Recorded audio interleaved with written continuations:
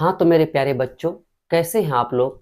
उम्मीद करते हैं आप लोग कुशल मंगल होंगे और अपने पढ़ाई को लेकर व्यस्त होंगे। मैं अवेश रहमान, टेस्ला बिहार बोर्ड में आपका स्वागत है। आज हम बच्चे नन हिंदी 10th क्लास के बच्चे के लिए नन हिंदी लेके आए हैं। नन हिंदी वे बच्चे पढ़ सकते हैं जो 10th क्लास में उर्दू रखे हुए हैं या मैथिली। जो बच्चे संस्कृत रखे हुए हैं तो उसके लिए गोधली और वर्णिका होता है। ठीक है बच्चे। और नन हिंदी उस बच्चे के लिए होते हैं जो किस लिए होता है, तो जो उर्दू और मैथिली रखे हुए हैं। तो आज हम नन हिंदी का फर्स्ट चैप्टर पढ़ाने वाले हैं जिसका नाम है तू जिंदा है तो, यानी चैप्टर 1 है तू जिंदा है तो जिंदगी की जीत पर यकीन कर। ठीक है बच्चे। तो बच्चे आज चलते हैं तू जिंदा है तो जिंदगी के जीत पर यकीन कर। तो पहला चैप्टर कविता है, उस कविता को अच्छे उसका अर्थ समझेंगे, अर्थ जानेंगे। अगर अर्थ अब अच्छे से समझ जाते हैं तो आपका क्वेश्चन भी बन जाएगा और आपका ऑब्जेक्टिव भी क्लियर हो जाएगा। तो चले बच्चे, देर ना करते हुए आगे बढ़ते हैं। तो सबसे पहले बच्चे मेरे टेलीग्राम चैनल को आप क्या कर लें, ज्वाइनिंग कर लें और इंस्टाग्राम को फॉलो कर लें, है ना। मेरा नंबर है 8271797704। जिस बच्चे को कुछ पूछना हो तो आप इस चैनल के माध्यम से आप पूछ सकते हैं, व्हाट्सएप हमें कर सकते हैं। ठीक है बच्चे, चलिए आगे बढ़ते हैं। तो चैप्टर स्टार्ट करने से पहले बच्चे थोड़ा सा हम आपको हिंदी में समझा देते हैं कि हिंदी में कितना क्या पूछा जाता है, तो उसके बारे में हम जान लेते हैं नन हिंदी के बारे में, तब हम चैप्टर स्टार्ट करते हैं। ठीक है बच्चे, चलिए। तो सबसे पहले बच्चे आपका नन हिंदी 100 मार्क्स का पूछा जाता है। कितना मार्क्स का? 100 मार्क्स का पूछा जाता है। तो मौखिक और एक लिखित, मौखिक भी 100 मार्क्स का और लिखित भी 100 मार्क्स का, दोनों मिला के आपको 200 मार्क्स हुआ और जवाब देना आपको 100 मार्क्स का। ठीक है बच्चे। मौखिक 100 मार्क्स में से 50 का ही जवाब देना है, जिसमें से 50 हिंदी का रहेगा और 50 व्याकरण से रहेगा मौखिक में। तो उसमें से आपको 50 का ही जवाब देना है बच्चे। क्यों? 100 पूछेगा, जवाब कितना देना बच्चे? 50 ही देना है। या हिंदी से दे दिए या तो व्याकरण से दिए। अगर आपका बच्चे हिंदी इतना इजी सब्जेक्ट है, इतना इजी है, अगर इसको अच्छे से कर लिए तो 50 ऑब्जेक्टिव आपको नन हिंदी से ही आ जाएगा। तो व्याकरण से आने का पढ़ने का कोई मतलब ही नहीं। ऐसा नहीं कि व्याकरण नहीं पढ़ना है, व्याकरण तो पढ़ना ही है। यानी कहने का मतलब है अगर आप नन हिंदी को अच्छे से कर लो तो 50 ऑब्जेक्टिव आपका यहीं से बन जाएगा। ठीक है बच्चे, चलिए आगे चलते हैं। आपका लिखित भी होता है बच्चे, 100 पूछा जाता है, उसमें जवाब देना है आपको 50 का। हिंदी और व्याकरण मिलाकर के 100 पूछा जाता है। ठीक है, उसमें से आपको 50 ही जवाब देना है बच्चे। ठीक है बच्चे, चलते हैं हम आगे।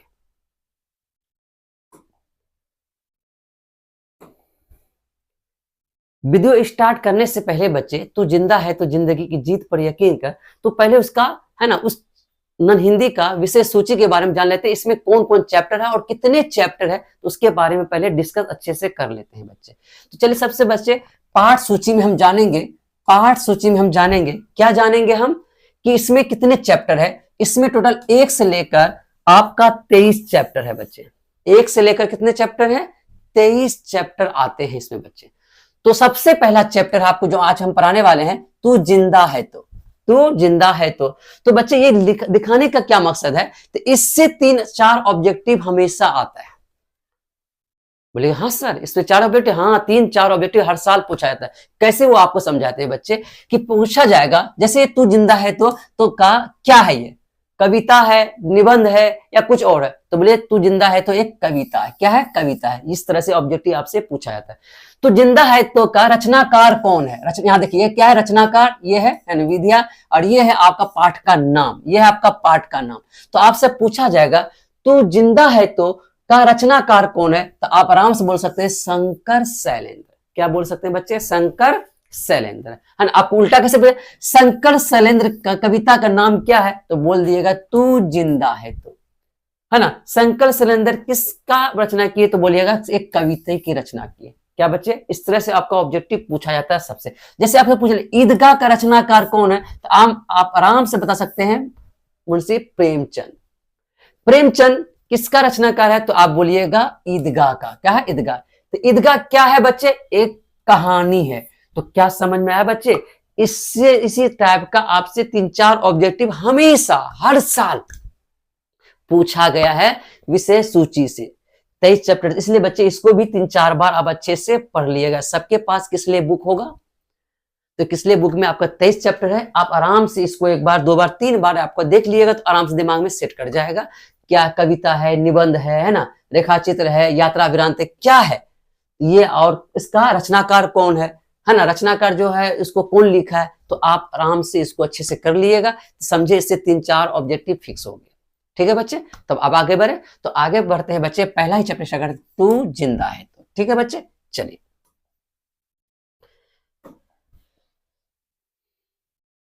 क्या पढ़ने वाले बच्चे, तू जिंदा है तो। तू जिंदा है तो यह कविता एक प्रेरणा देता है। यह कविता हमें क्या देता है, एक प्रेरणा देता है। ये कविता जो हम सीखने वाले हैं एक प्रेरणादायक कविता है, यानी जिंदगी से हराश हैं, आप दुखी हैं, परेशान है, तो उसी के बारे में ये कविता है शंकर शैलेंद्र का, तो उसको अच्छे से जानेंगे। लेकिन उससे पहले इनका परिचय जान लेते हैं कि शंकर शैलेंद्र का परिचय क्या है। ठीक है बच्चे, चलिए, तो शंकर शैलेंद्र का परिचय हम जानते हैं बच्चे। पूरा नाम, इसका पूरा नाम है शंकरदास कसरीलाल, याद रखिएगा, शंकरदास कसरीलाल। प्रसिद्ध नाम है इसका बेटे कि शैलेंद्र। इसका प्रसिद्ध नाम क्या है बच्चे, शैलेंद्र। जन्म कहां हुआ था इसका बच्चे, जन्म हुआ 30 अगस्त 1923। जन्म कब हुआ था, 30 अगस्त 1923 ईस्वी को इसका जन्म हुआ था। जन्मभूमि उसका है रावलपिंडी, याद रखिए, अभी पाकिस्तान में है। रावलपिंडी अभी कहां बच्चे, पाकिस्तान में है। कर्म भूमि यानी काम कहां के, कर्म भूमि का मतलब होता है काम ये कहां पे किया, तो काम ये भारत पे रहा था। कहां पे काम किया, भारत पे किया, है ना। कर क्षेत्र क्या है, ये गीतकार और कवि था। गीतकार भी, गीत भी गाता था, बहुत सारा फिल्म में भी गीत गाया है, और ये कवि भी था। ठीक है बच्चे, और इसकी मृत्यु कब हो गई बच्चे, इसकी मृत्यु 14 दिसंबर 1966 ईस्वी में मुंबई में इसकी मृत्यु हो गई थी। क्योंकि गीतकार है तो जानते हैं गीतकार का काम कहां होता है, मुंबई में, तो मुंबई। इसका एक परिचय हम जान लिए, किसका, शंकर शैलेंद्र का, है ना। तब चलते हैं बच्चे अब आगे, तो चलते हैं बच्चे। तू जिंदा है तो जिंदगी की जीत पर यकीन कर, तो इसका सबसे पहले ये भाग देखिए बच्चे, ये जो देख रहे हैं बच्चे,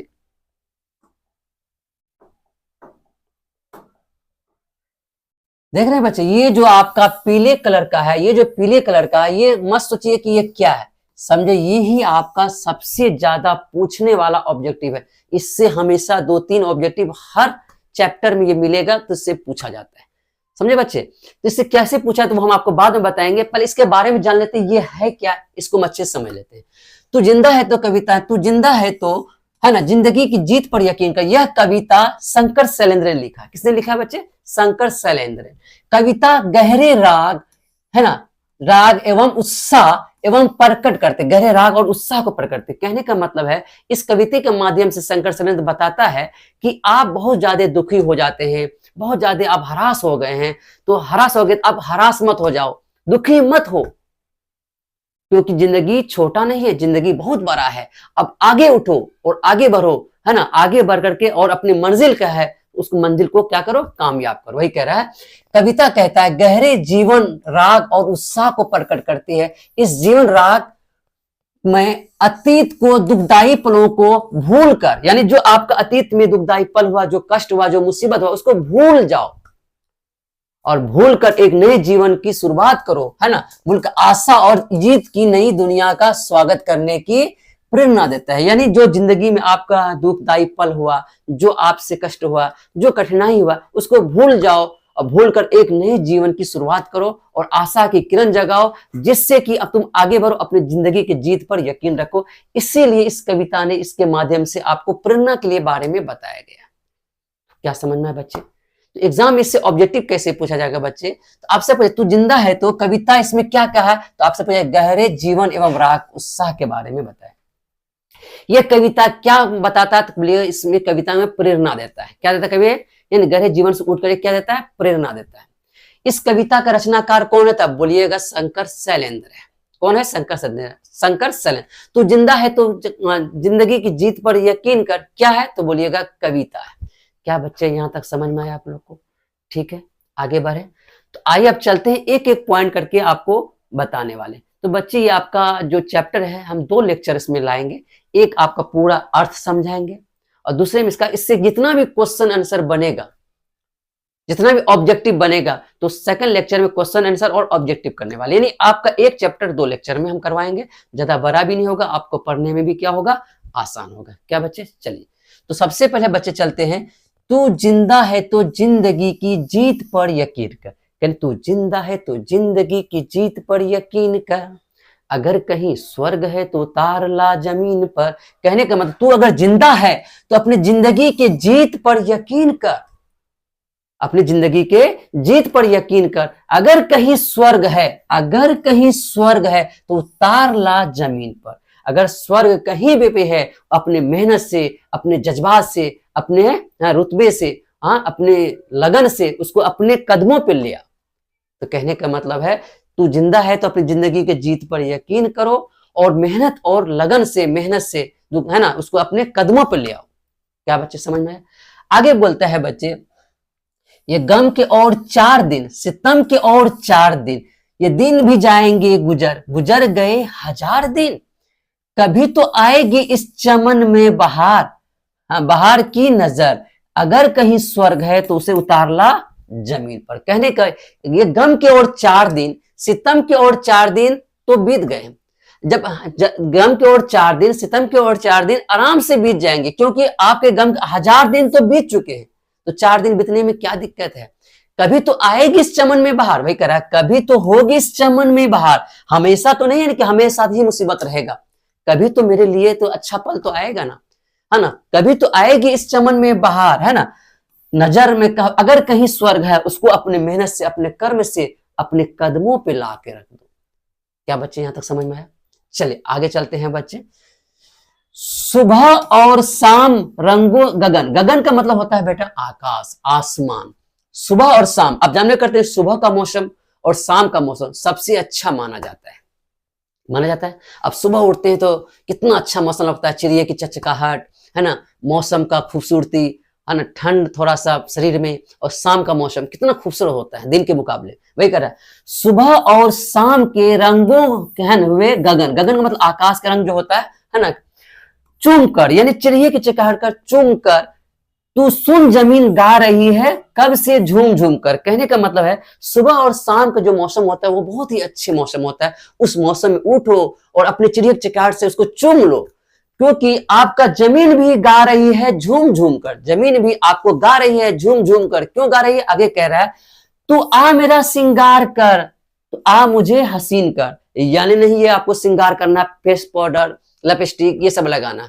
श्रृंगार का मतलब जमीन झूम कर कह रहा है आइए हम आपके लिए ही बने हैं, है ना, ये संसाधन आपके लिए है, आइए मुझे खेती करो, बाग लगाओ, फूल लगाओ, फल लगाओ, खूब बच करके खाओ और अमीर बन जाओ। ये कहने का मतलब है किसका?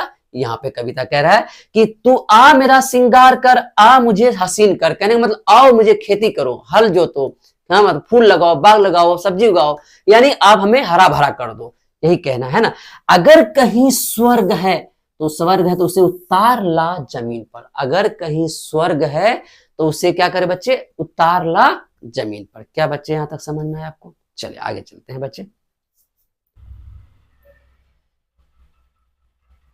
कहता है बच्चे, 1000 भेष धर के आई मौत तेरे दरबार पर, यानी 1000 भेष धर करके आई मौत तेरे दरबार पर, है ना, मगर तुझे छल ना सका, छल सका, चली गई वो हार कर। यानी कहने 1000 भेष बनकर मौत तेरे दरवाजे पर आया गया, लेकिन तुम्हें कुछ भी बिगाड़ नहीं सका, तुम्हारा एक भी बाल भी बाका नहीं कर पाया, और थक हार कर वो क्या गया? चले गया। वही कह रहा है, नई सुबह के संग सदा तुझे मिला नई उम्र, यानी नए सवेरे के साथ एक नई उम्र आपको मिला, नई जिंदगी मिला, उस जिंदगी का सही उपयोग कर, है ना। करा अगर कहीं स्वर्ग है तो उसे उतार ला जमीन पर। कहता है कवि कि अगर कहीं स्वर्ग है उतार ला जमीन पर, अगर तू जिंदा है तो, यानी तुम जिंदा है तो अपनी जिंदगी के जीत पर क्या करो? यकीन क्यों? क्योंकि आपको मौत भी आपको हरा नहीं पाया, जब मौत नहीं हरा पाया तो अपनी जिंदगी से आप नहीं जीत पाओगे तो क्या कर पाओगे? ठीक है बच्चे, चलिए आगे।